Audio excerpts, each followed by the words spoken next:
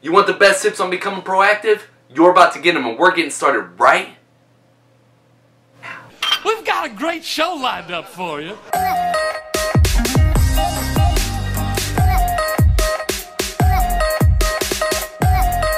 What is up, my winning friend? Welcome back to another video. If this is your first time here and you want to learn how to reach your potential, crush your goals, and be more effective in all the different roles that you have, start right now by hitting that round subscribe icon and tap the bell notifications. That way you don't miss anything. If you have any tips on becoming proactive, let us know about it in the comments below. We can't always control what happens to us in life, but there's one thing that we can always control, no matter what. Viktor Frankl was a psychiatrist who was imprisoned in the Nazi death camps where he was ungodly tortured and his entire family perished. Every single last one of them died, either in the camp or were sent to the gas ovens. In the midst of the most degrading circumstances imaginable, Frankl used the human endowment of self-awareness to discover a fundamental truth about the nature of man. In between stimulus and response is man's freedom to choose his response. Being proactive means more than merely taking initiative. It means as human beings, we are responsible for our own lives. Our behavior is a function of our decisions, not our conditions. We can subordinate feelings to values. We have the initiative and the responsibility to make things happen. Look at the word responsibility. Response-ability. The ability to choose your response. What kind of shit is that? Highly proactive people recognize that responsibility. They don't blame circumstances, conditions, or conditioning for their behavior. Their behavior is a product of their own conscious choice based on values rather than a product of their condition based on a feeling. Because we are by nature proactive, if our lives are a function of conditioning or conditions, it is because we have consciously decided or by default chosen to empower these things to control us. In making such a choice, we become reactive. Reactive people are often affected by their physical environment. If the weather is good, they feel good, and if it isn't, it affects their attitude and performance. You win. I'm done. Proactive people can carry their own weather with them. Whether it rains or shines makes no difference to them.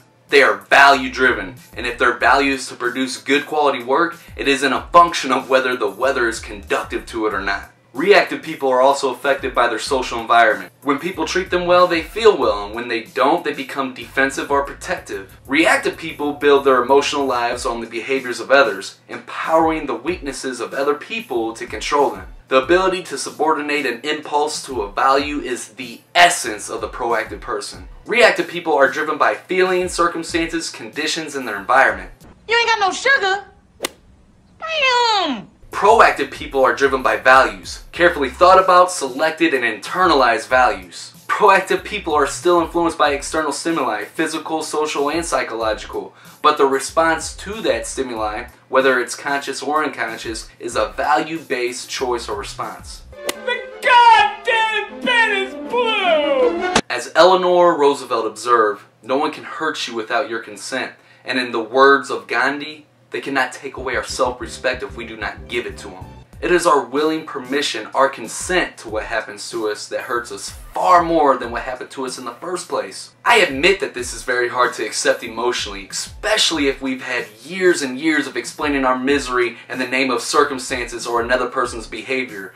But until a person can honestly say, I am what I am today because of the choices I made yesterday, that person cannot sit here and say, I choose otherwise. Most of the time, it's not what happens to us that hurts us, but it's our response to what happens to us that hurts us. Of course things can hurt us physically and economically, but our character, our basic identity doesn't have to be hurt at all. In fact, our most difficult experiences become the driving force in forging our character and developing those internal powers, giving us the freedom to handle difficult circumstances in the future and inspiring others to do so in the process. Doesn't anyone notice this? I feel like I'm taking crazy pills!